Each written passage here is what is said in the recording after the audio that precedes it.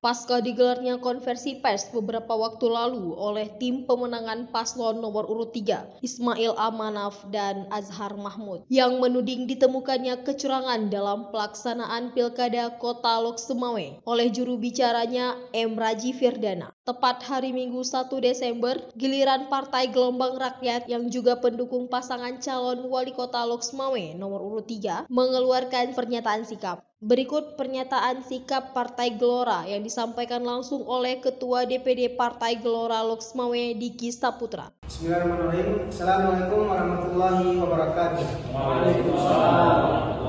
Salam pilkada damai. Pernyataan sikap DPD Partai Gelora Indonesia Kota Lok Sumawe.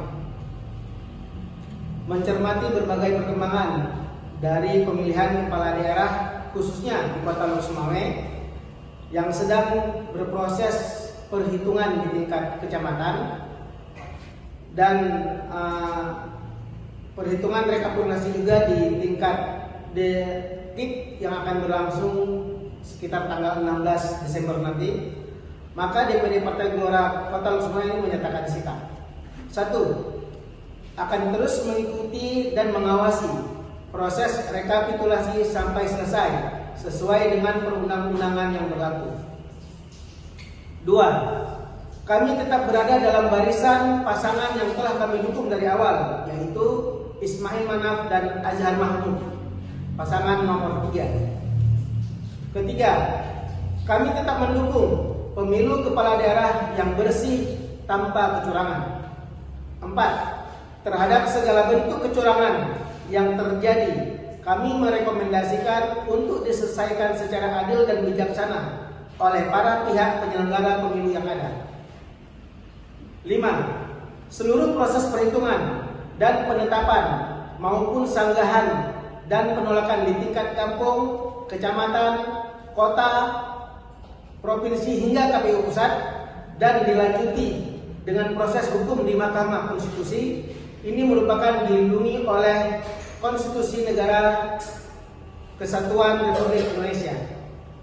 6. Kami berharap seluruh proses di atas harus didukung dan dihormati serta dikawal agar terciptanya pilkada jujur dan bersih. 7. Kami meminta doa dan dukungan dari seluruh masyarakat Kota Lok Sumawe serta memohon untuk membantu dan mengawal proses ini dengan memberikan bukti-bukti yang kuat agar jumlah bukti kita semakin banyak untuk menguatkannya di Mahkamah Konstitusi.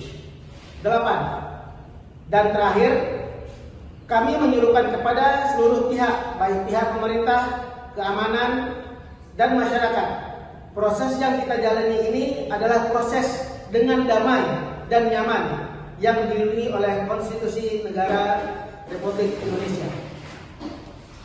Alhamdulillah, demikian pernyataan sikap DPD Partai Gelora Kota Lok Sumawe.